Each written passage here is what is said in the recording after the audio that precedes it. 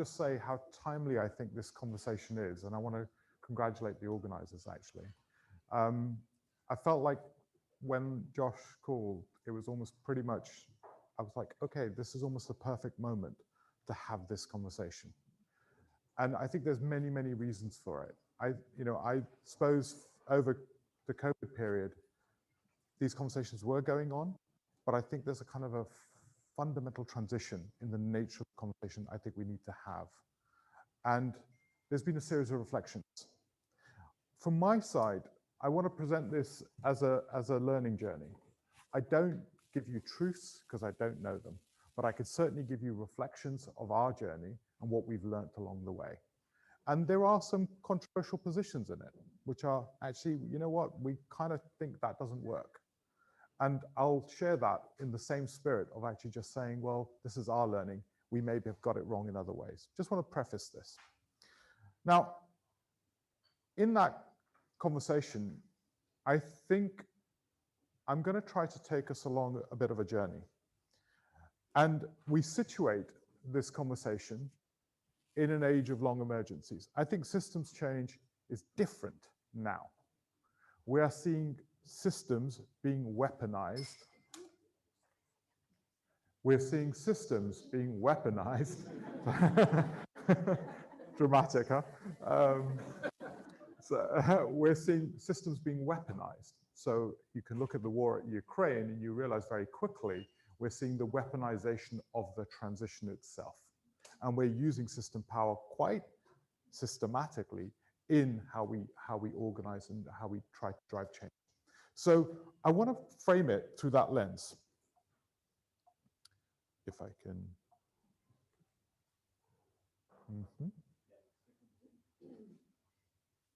Oh, okay, it's not even.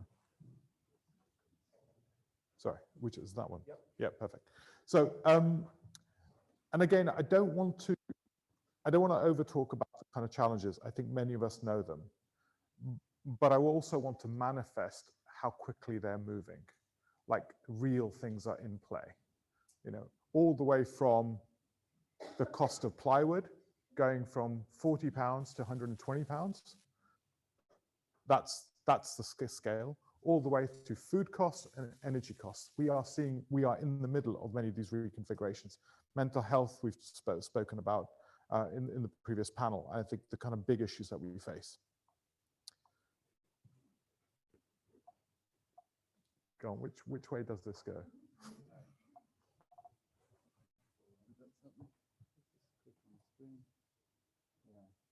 Okay, okay. All right, that's working. Great. So a little bit about the, so we're a sort of a not-for-profit based out of the UK. We're based around the north, global north largely, from Vancouver to South Korea. The highest paid and the lowest paid is 2-to-1 ratio.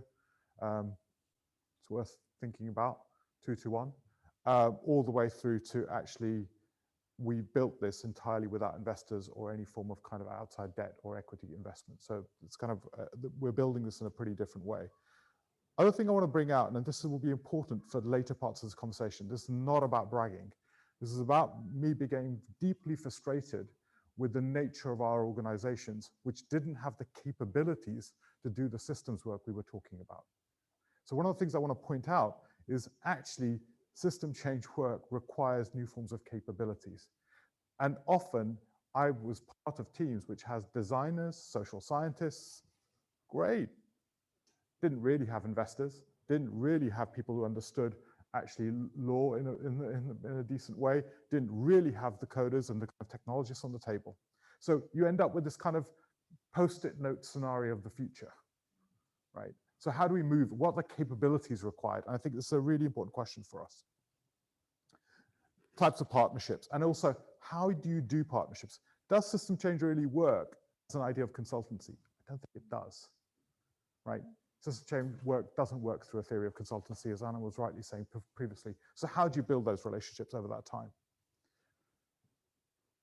And a little bit from our side, I think when we set up DM, we very clearly said, look, we're not brilliant facilitators. We are not brilliant hosts and facilitators. That is not our role.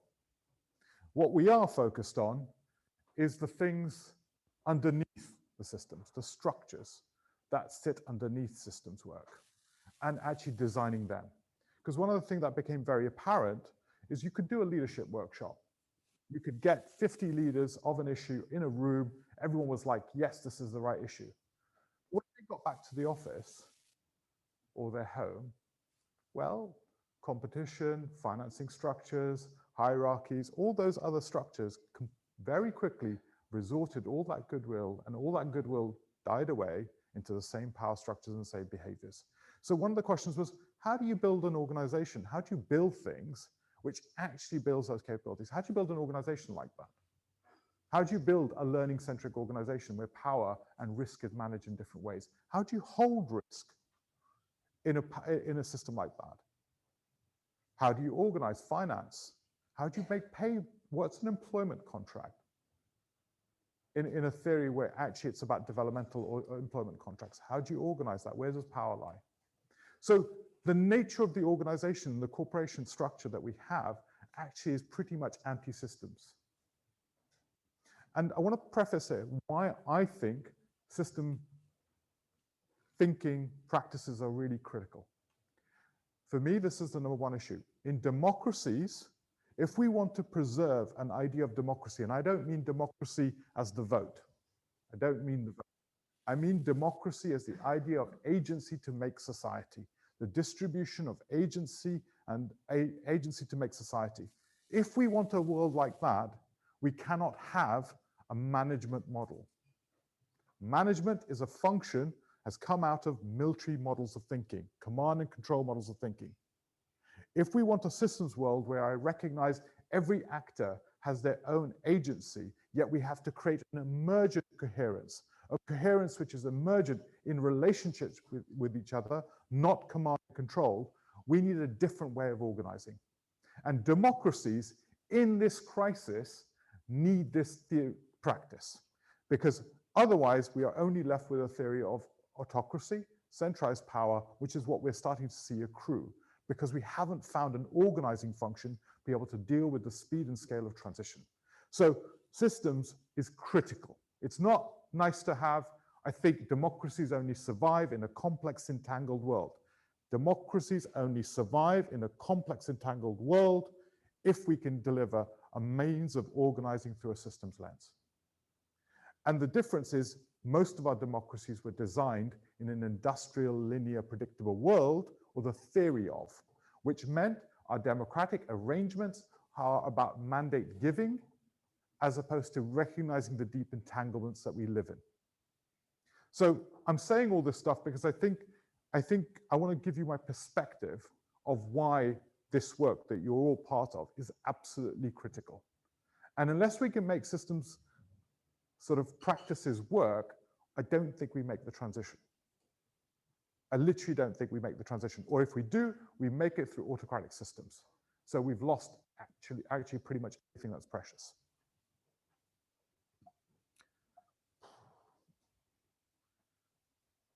So there's a whole bunch of stuff I can get into, what sort of stuff we're doing. I'm not going to do that. But what I'm going to focus on is three things for me that are really critical.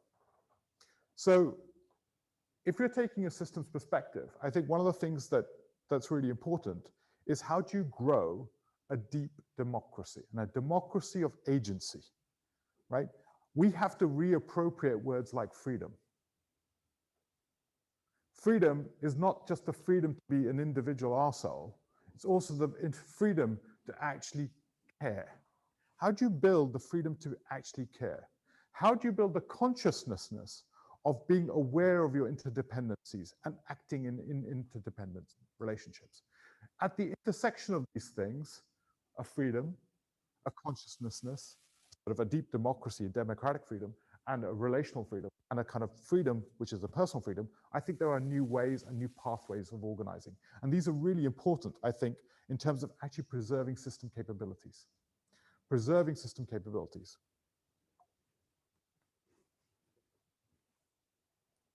And these things need to sit in worldviews. And I think one of the big worldview transformations for me is how do we go from an object-orientated, noun-orientated worldview to an entangled worldview? Most of our thinking structures, which have been built, out of the Enlightenment, and you can see it, they were constructed out of actually seeing the world through objects and classification models. And that classification, we saw the world through seeing it as an object. The English language has increasingly become noun-orientated and object-orientated. Yet one of the big challenges that we face is the externalities of those objects, which were ignored and ill-considered, are now feedbacking to us to self-terminate us as a civilization. Climate change is a symptom of a failure. It is not the failure. It is a symptom. And it's a symptom because we do not know how to live in entanglement. And the entanglement is manifest in everything around us, right? Next, all of our organizational theory is constructed through control models and quasi-control models. Our management models are largely built on control models. They came from military thinking. Flipping to a learning and care model, how do you do that? How do you really build organizations that are actually learning orientated? When you know a CEO of a typical organization has less than 7% of the knowledge of what the issues are in the organization, whereas actually if you go to sort of at the front line, you get to close to 60%. Massive asymmetries of knowledge and understanding, and these are functions of complex worlds and increasingly complex worlds. So in a complex world, learning is not like, oh, I'm being good because I'm being learning. Learning is a necessity to deal with complexity. It's a necessity. So this is not a moral argument of control is bad or learning is good. It is a functional reality of operating in complexity. You have to build that capability in that way. And then I think what's also clear is kind of competition theory and what is the boundary of many of our problems. So one of the challenges I'd like to put to us, and I think this is, if you look at your food system, if you look at most of your clothes, if you look at even many of our energy supplies increasingly are interconnected, all the way through to information systems, we're already living in a planetary world. And one hypothesis I'd like to put to you is that actually one of the biggest challenges we face is that 19th century states are trying to deal with us living in already a planetary relationship. So when people talk about localism, I get really worried. What is local in a systemic world or a systems-oriented world? What is community in a systems world? We were having this conversation. And I want to challenge those words. Feel free to challenge me back too. The reason why I challenge it is local in a systems world should perhaps be, it's not elegant, but about proximity. But proximity may not be physically geolocal. And most of everything you're living on is actually not local. So when people say that, I just cringe because I was like, is this a myth, an ideology, or is it actually a piece of real politic being played out? So how do we exist in a planetary situation? I think is a really critical component. And this needs to be sat in a kind of, I think, a whole bunch of structural questions, which is how do we think about systems in a landscape of massive uncertainty? So uncertainty, unknownness, means that actually when you're thinking about the health of a system, is you need to build distributed agency, sense-making capacity, and the ability to organize and act. So if you're talking about systems working in uncertainty, you're talking about having to build the capability of the system to respond, not the solution landscape. This is a trap we fell into. I'm not talking about anyone else. We thought, hey, system problems, here's a system of portfolio of solutions. I was like, no, wrong idea. What you need is the capabilities of the system to continuously regenerate itself and respond. That is about system capabilities. And often, I don't think we build system capabilities. And I think that's for me, that was a revelation. Then the question is, how do you deal with risk? So risks are known factors. How do you deal with interdependent risk, cascading risk across a system? How do you acknowledge them? How do you recognize those risks that are cascading between multiple actors? That is a pathway of recognizing interdependency, but it requires new capabilities to be conscious of those interdependencies. So one thing I'd say is like the role of all the system maps that we've seen, and we've been drawing some of them, many have been drawing many more of them. The role of the system maps is not the map. The role of the system map is the collective intelligence. That is its purpose. So whenever you see a beautifully drawn map, it's fucking irrelevant. What's really relevant is actually the collective intelligence of the group that made it. So whenever you hire a consultant to make a systems map who goes away, does all the research, and gives you a beautiful map, it's meaningless, because what you're trying to do is actually recognize interdependence of the different actors. So the function is collective intelligence. That's the output. So how, and that output can be based on risks, and based on mutuality, understanding cascading flows, all of those things. And then the final part of the conversation is that I think it's really problematic to only see the world through a lens of risk. Because the lens of risk is built out of a theory of fair and the preservation of the now. Right? Risk, preserving me, preserving the now. Actually, we know many, many things actually are unpriced in our theory of risk, unvalued, uninsured, unrecognized, uncrystallized. So there's a huge amount of the world that sits outside that landscape. How do we think about it? How do we bring that into the conversation? How do we think about not just human systems, but human and non-human systems in relationship to each other? How do we think about potentiality in a new way? And I think one of the things I'll sort of point to is more and more what I would, if we were having an evening conversation, I would say one of the biggest transformations we're seeing is that there is a new singularity emerging. But the singularity is not a technological singularity. The singularity is a machine, human, ecological singularity at the planetary scale. Imagine this for a moment. And so James Lovelock talks about this beautifully, right? So imagine this for a moment. This planet is able to sense CO2 levels rising. They're called satellites.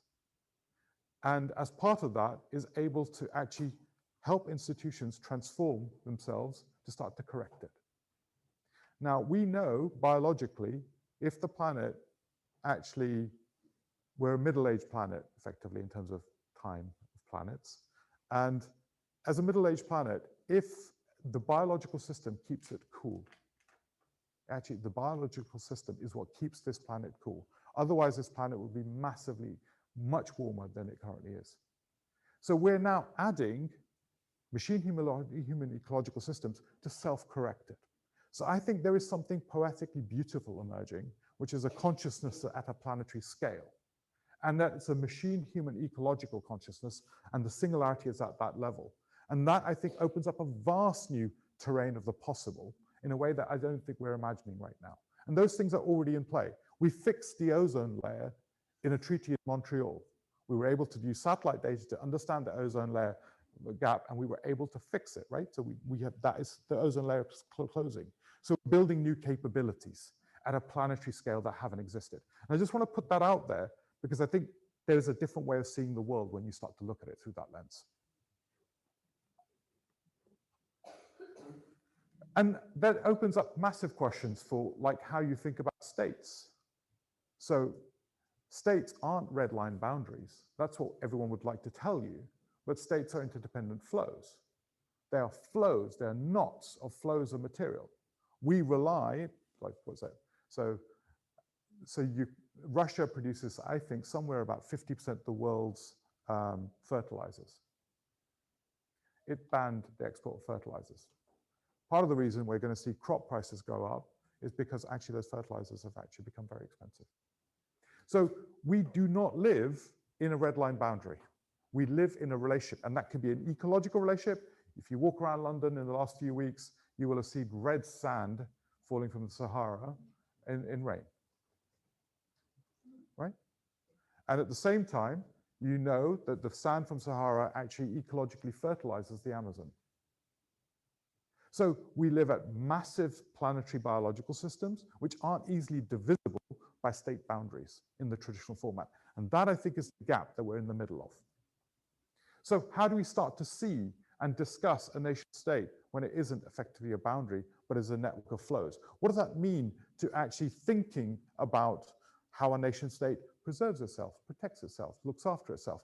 These things are already manifesting, and I think people, so I'll just point out Justin, I think people like Justin could talk a lot more about it from even a defense angle, which I think there are some really interesting lenses turning up. And how do we start to, if we start to see the world through the material flow,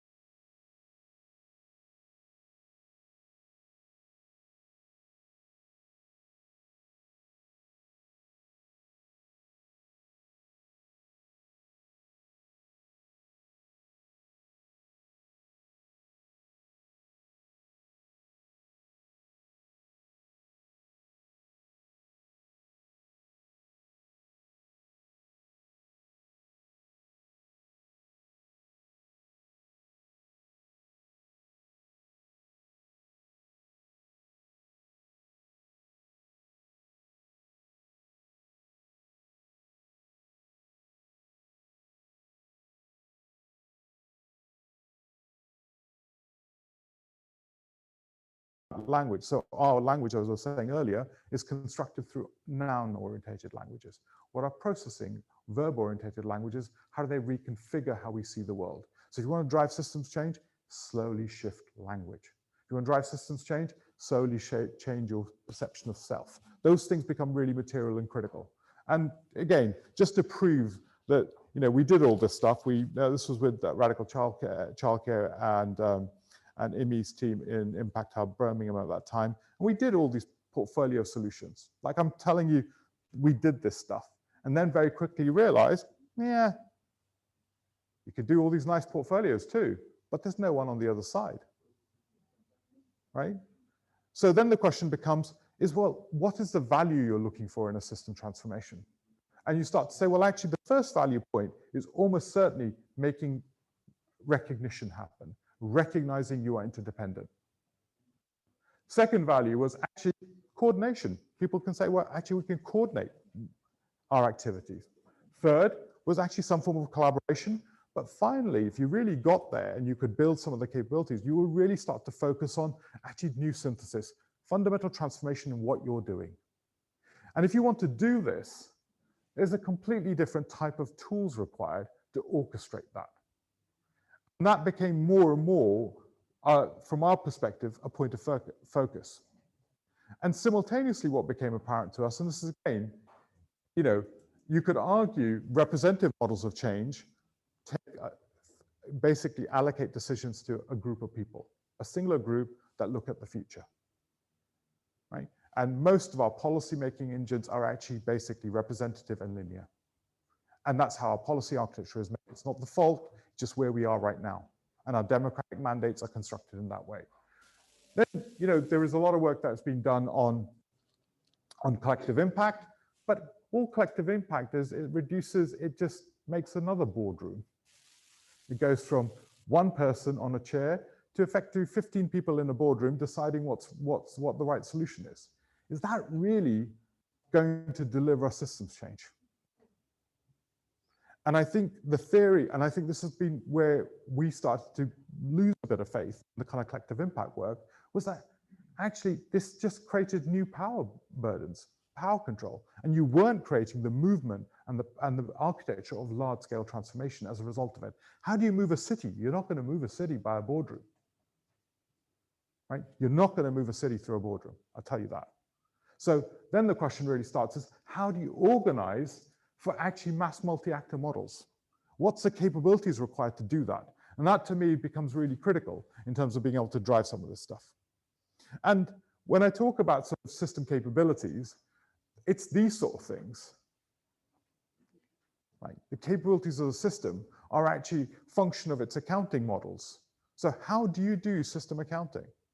There's some really good work done by Michelle Bounds on this, on thermodynamic accounting. I think we're going to have to reinvent our accounting flows and recognition of our interdependence of our inputs and outputs in different formats. We're going to have to talk about building language, talk about new models of accountability. Is the accountability vertical to the funder? Is it peer? How do you build that accountability? Is it a day-to-day accountability or is it annual accountability? Is it about open documentation and how you're working? Or is it actually about an end audit report? What is audit in a systems world? What are you auditing? The integrity of decisions, the integrity of capabilities, or are you auditing outputs? Goes again back to a point that was referenced earlier. So these sort of structural capabilities become, and incentives, who's designing them? And for whose purpose? And by whose idea of what is right?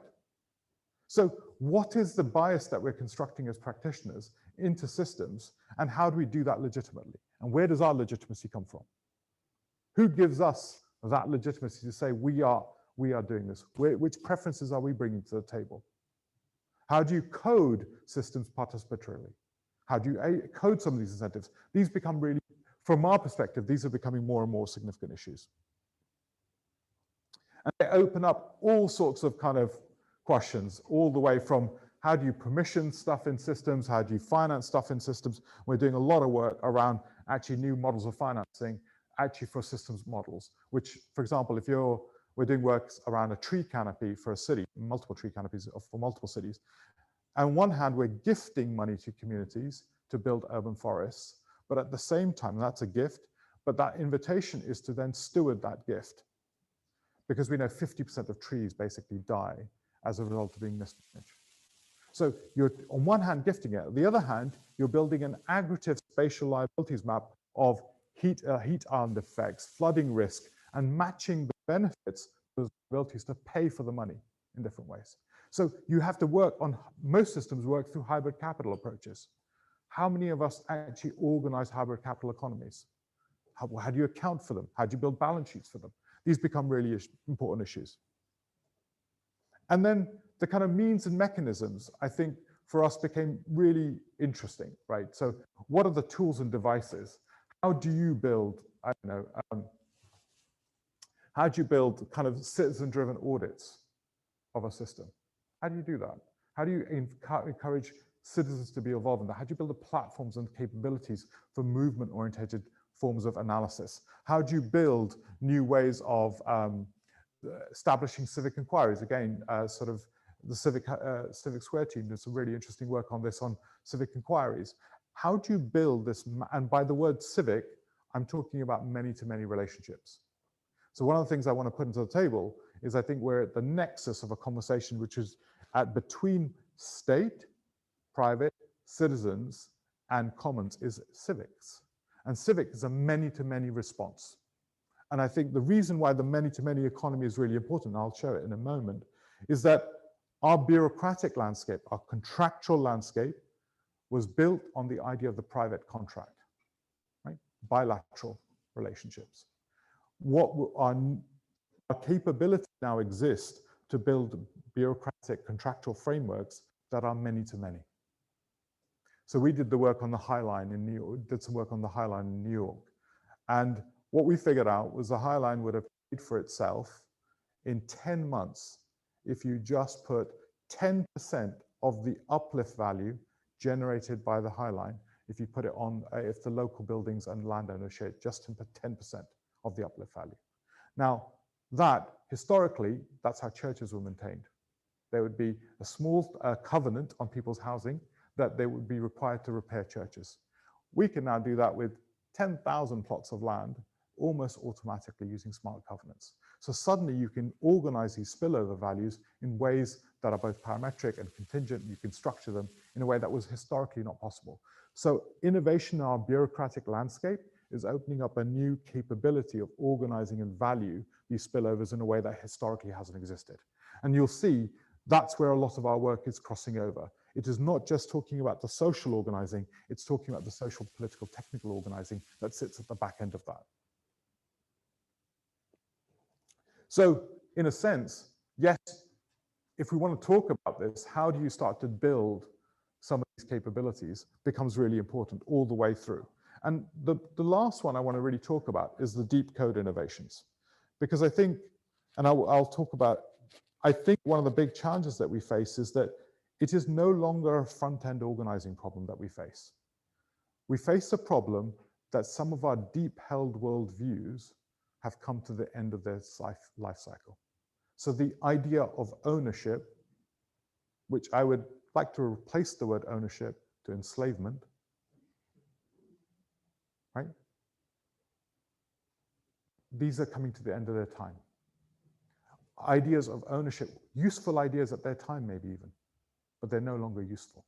They no longer help do what they were meant to do, which is actually build stewardship and governance in new ways. And one of the things that's opening up is, and these values are configured into how territories are organized, land is organized. So if you look at, and I was saying this earlier, if you look at Turtle Island, which is Northern America, if you look at Turtle Island and look at an image of indigenous nations, what you see is they overlap. That is because the land, the nation state was not conceived and territorialized on land. The nation state was beyond land, and land was of itself, right? So I think we're operating, and we're about to operate in a new landscape. And this is made possible, here's my slightly contentious technological position. This is made possible because we can create new forms of synthetic autonomous entities. Historically, we've called them legal corporations, but now we actually can give them agency. You're seeing the rise across the world of rivers being made self-sovereign. You're seeing the rise of forests being made self-sovereign. So what happens when we start to marry that type of thinking with some of the capabilities that we increasingly have to create a new relationship with things, a fundamentally new relationship with things? And why I'm bringing this up is I think when we talk about systems change, I think there's deep code stuff that's being reinvented. So the end of a cycle of 500 years worth of enlightenment theory is, I think we're talking about entangled enlightenments. It's not getting rid of what we've got. It's a new recognition, and science is already there. Entanglement theory, all of that stuff in quantum physics, it's already there. It's been there for nearly 50 years.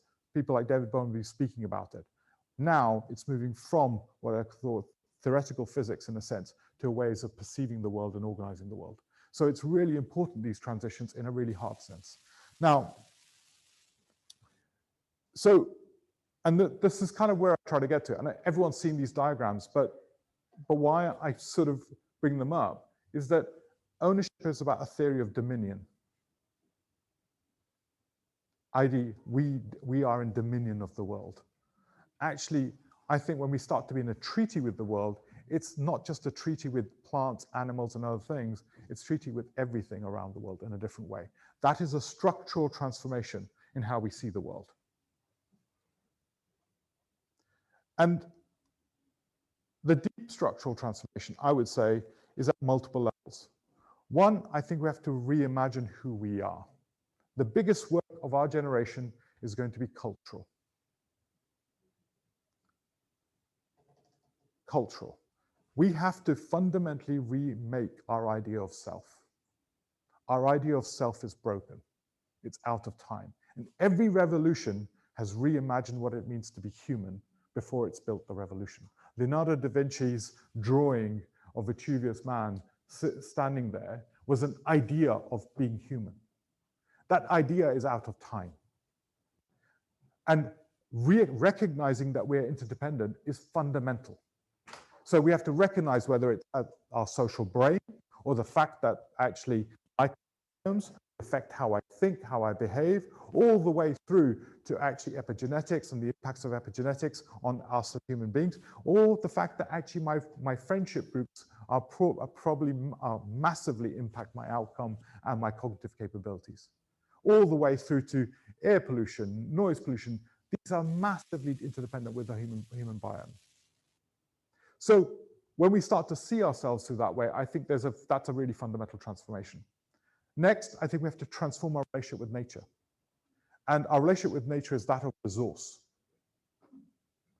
And I think we have to start to be in treaty with nature in a fundamentally different way. And maybe even the biggest path is not to recognize ourselves as distinct from nature. We are nature. And that's where I go back to what I said earlier about a planetary singularity, because actually the divisibility of us from nature is part of the problem. That's why I say human-machine ecological systems. And not seeing machines as alien systems, they are derivatives of nature. And in that moment, I think it's also worth recognizing why this is important. I think Bucky Fuller, and I often hate quoting Bucky Fuller, he's overquoted man, brilliant nevertheless, but overquoted. But he said that it takes a civilization to make a pencil, right? To make a pencil takes a civilization, because to mine the aluminium for the rubber top, to get the rubber, to go and chop down the trees, to mine the lead, that takes a civilization's work. To make a microchip, it takes a planet. So currently in Ukraine, as many of you know, we've got a shortage of neon. Ukraine produced something between 70 to 80% of the world's neon. Neon is fundamental for microchip manufacturing. It took 70 billion humans at this moment in time to build the knowledge to build a microchip. 70 billion of us to get to this moment. So this is why I argue that I think we have to start to think through a planetary lens. And I don't mean world government. Let's not go there. What I mean is we have to recognize ourselves through the planetary capabilities. Every phone, everything that you hold, every nature of where we are right now is resting on planetary capabilities, and it's called a microchip. You couldn't build it without that capability. So we need a new relationship with nature. We need a new relationship with ideas of ownership and ideas of how we steward and what it means to be a citizen in a new world. I think that's really this transformation of ownership. And then I think we need a new relationship with the future. It's very clear that our current democratic mandates are operating only through a theory of presentism, right? Our democratic mandates are basically vested to the present at massive systemic disadvantage and destruction of the future. And that is a failing in our structural design of democracy right now. There are conversations going on about what would happen if every parliament, let's imagine we replace the House of Lords with the House of 100-year responsibility, where people were sitting there who had a 100-year responsibility of the future of Britain. So you had a creative tension space between the interests of the present and the interests of the future. And it's not about, and the creative tension is what's critical, not the answer. So how do we deal with long-termism and futures, I think is going to be really critical. And remember, it's really being very acute. Currently, if you're living in a precarious life, which many, many people are, your ability to think about the future is massively undermined. So, 27%, I think in the UK are living within sort of like very small amounts of money of actually being very fragile, no savings rates at all. 40% of Americans living within 6 weeks of losing their house. That structure means that the future is not available to them. The future is not a space of thinking. You are working with the precarious now. You're fragile. We know when you put any of us, by the way, into any form of economic financial stress, actually our IQ levels drop. So this idea, this is a fundamental disadvantage in terms of our relationship to the future. This is why the future is being mined by the rich, because you have the capacity to think about the future and operate into the future in many ways. So how do we democratize our access to the future, I think is a really important issue. So I've been talking a lot about, great. I'm gonna do 2 minutes, I'm gonna go to questions, all right. So I think there's loads of ways, loads of other points I wanted to make, but I think one of the things is I think really important to talk about value. And we were talking about this in the other panel, so I won't. So how do you understand the value of the liability of a house even? And you start to see all sorts of spillovers of a poor housing into all sorts of societal costs. So when you start to understand value not as discrete and definitive, but actually systems, there's a whole different way of understanding and financing this world. And you can see it again from trees, where you only look at the cost side, but the benefits are largely unaccounted for, or you look at different forms of value, which are whether you look at actually risk mitigation, prevention, or thriving. These are different theories of value, and you for different outcomes. So when we're taking a systems view, are we taking a risk aversion view, a risk management view? Are we taking a prevention view? And these have different economic models. So how do we construct these economic narratives that sit with systems thinking? How do we build the capabilities of that? And what are these new, I think landscape level financing for systems work is going to be really critical. So we're doing a lot of work on spatial computing and spatial financing. But the key point is, how do you not build the same financial models which are about control and allocation of power at the capital level? So how do you build generative models of financing that are open and developmental rather than being control orientated? I'm going to just flick through some slides. I think the contract space, I'm going to flag some things. Keep an eye on the contract space. I think we're going to see we're doing some work, and I think other people will be as well, or are, on shifting, reimagining procurement for systems world.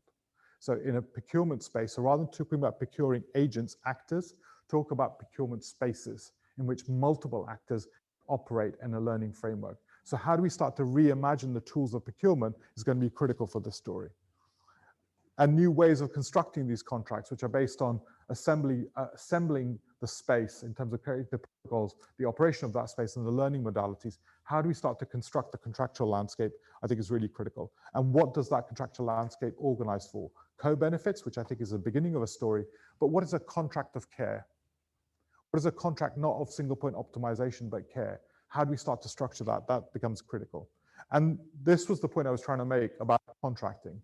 So our private economy, one-to-one, one-to-many, state and monolithic systems, we're able to now build structured economic systems, is what we call them, which are able to deal with many-to-many interactions in ways that was historically not possible. This work, I think, is really critical for our ability to finance and organize systems, certainly from the worldview that we're seeing. Time's going. Non-human, system and non-human thinking. I think we have to get beyond human-centric systems worldviews. And then sovereignty. What if a forest governs itself? What if a building owns itself? What if a car governs itself? What if a camera? These what ifs are actually some of the things we're working on as well, in terms of actually self-sovereign surveillance camera, which isn't centrally owned by anyone, all the way through to the free house. And finally, on organizing for kind of what I'd call mass multi-actor systems. So I think the theoretical problem that we're right now in the middle of, we're doing a lot of work with the European Commission on cities transformation. But one of the big challenges that we're thinking about is, how do you transform a 1 million-person city? That is a challenge. And how do you do it while preserving democracy? And how do you do that at speed? That's our problem domain. And I think that will change everything of how we structure. I think there's going to be new classes of coordination institutions that are going to be necessary to be able to do that. And that's not just on supply side innovation, but demand side and desire construction. And that's about building sensing, sense-making capacity, deep listening, all sorts of things people like Gorka and other people have been doing. So I think it's a super interesting moment. I'm really grateful to Josh and team, thank you, for giving me the opportunity to be here. I really felt there was a really important moment to have this sort of conversation, and I'm really grateful to the team for that.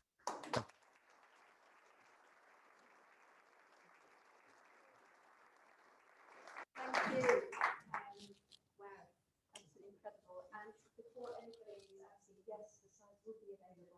Flip through them in your head. So,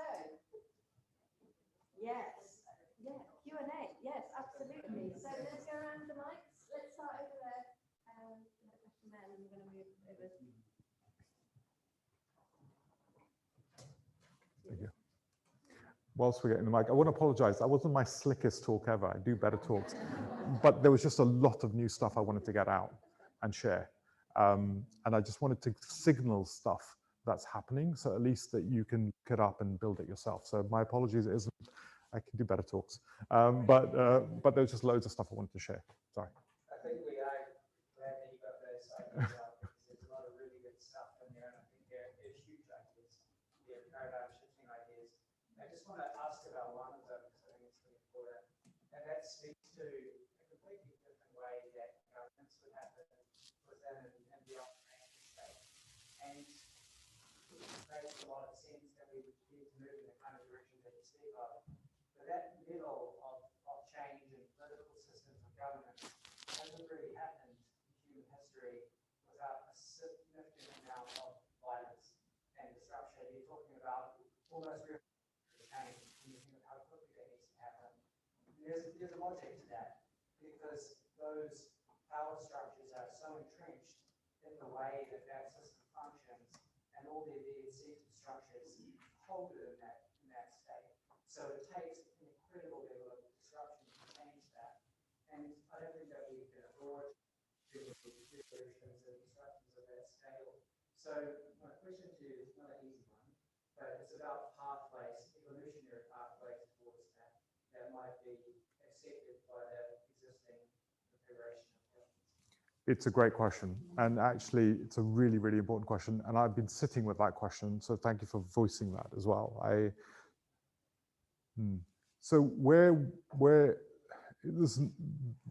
I've been building something for the last few months and to deal with this exact issue, because yeah, we're doing nice work on trees and stuff like that. I was like, yeah, that doesn't solve us.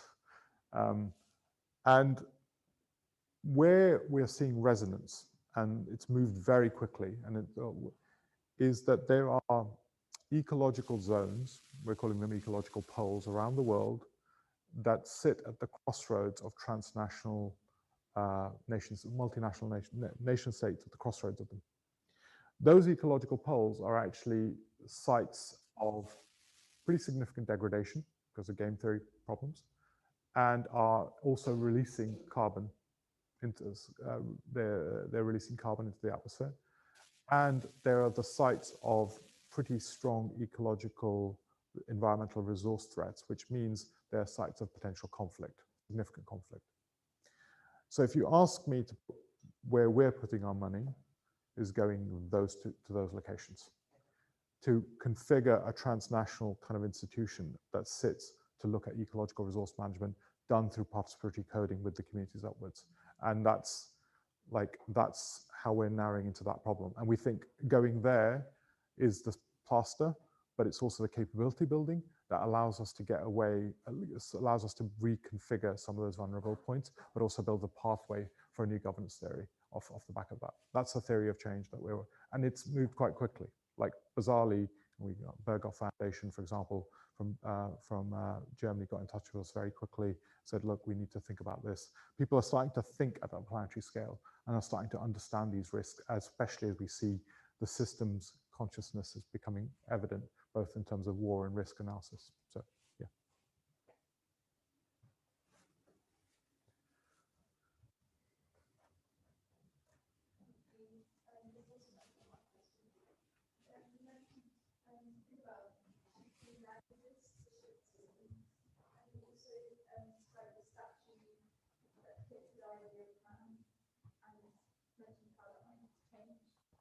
My question is about poems or songs or artwork that inspire you. It's a great question.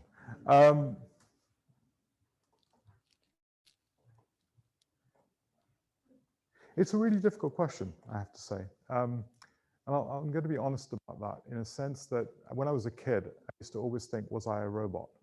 It was my kind of genuine self-reflective question was like, Am I a robot? Am I actually what they think is human? And I say that because I think I'm conscious of what you say. I'm aware of it, but I'm not manifesting it. Like, and I think that is my weakness. So I think I can bridge to that world, but I can't be it. And I think that I'm okay with it. I'm okay with that being my role.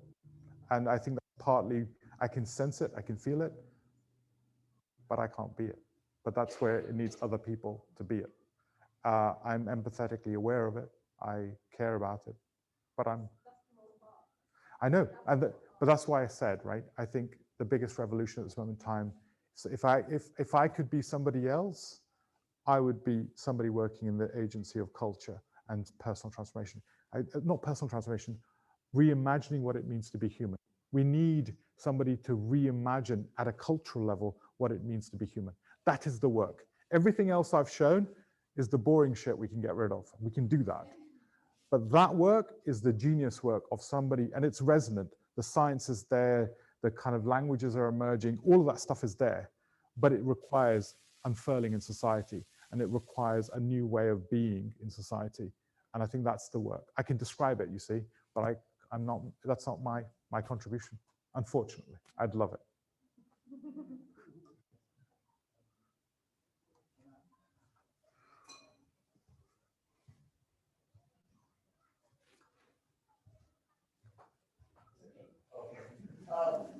Yeah, hi. Tons of great gems. I'm going to actually use my client next week. The question,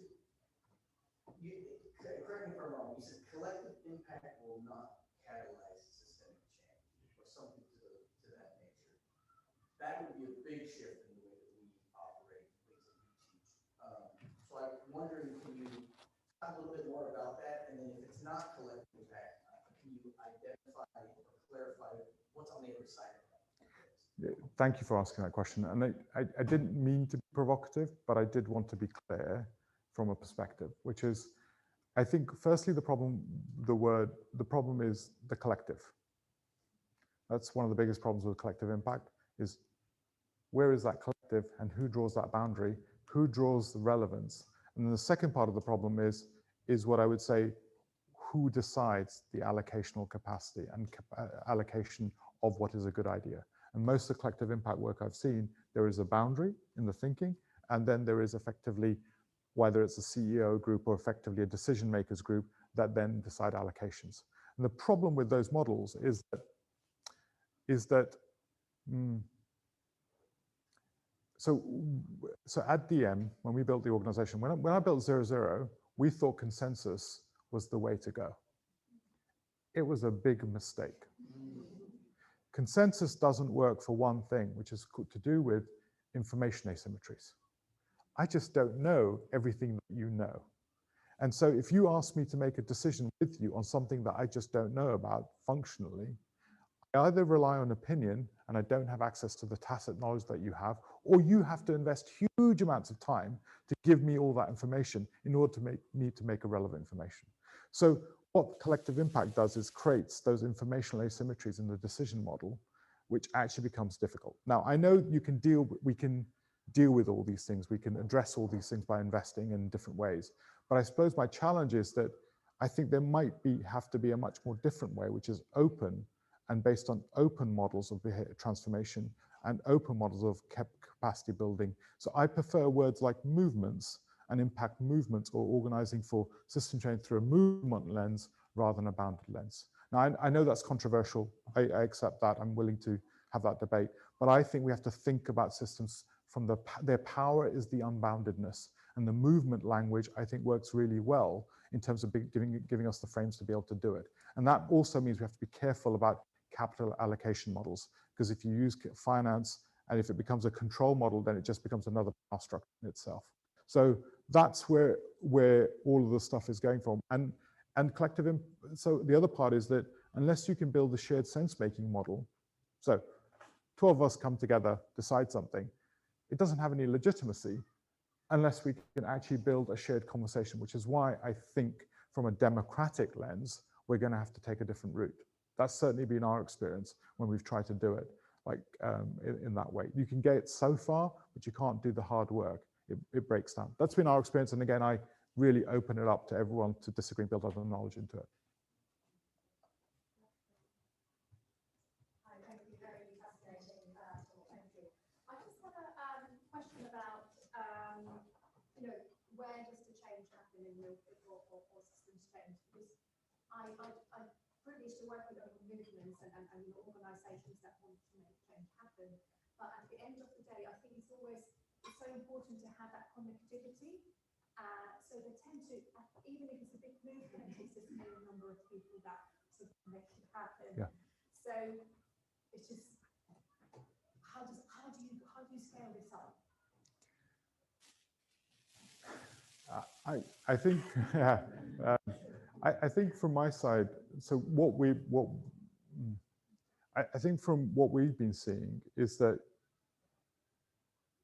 is why you need things like this. There is no one organization or one actor that will do this stuff. This is why I think building shared language is really important. The key outcomes for this are shared languages, actually create tensions, which are really important for divergent thinking. Divergent thinking is important. It's not about agreeing with me or not disagreeing with me. It's actually the divergence of value. So I think how we build our collective practice, which I think you're fundamentally building the platform for, which I think is really great. I also think that this is why I talk about the cultural work.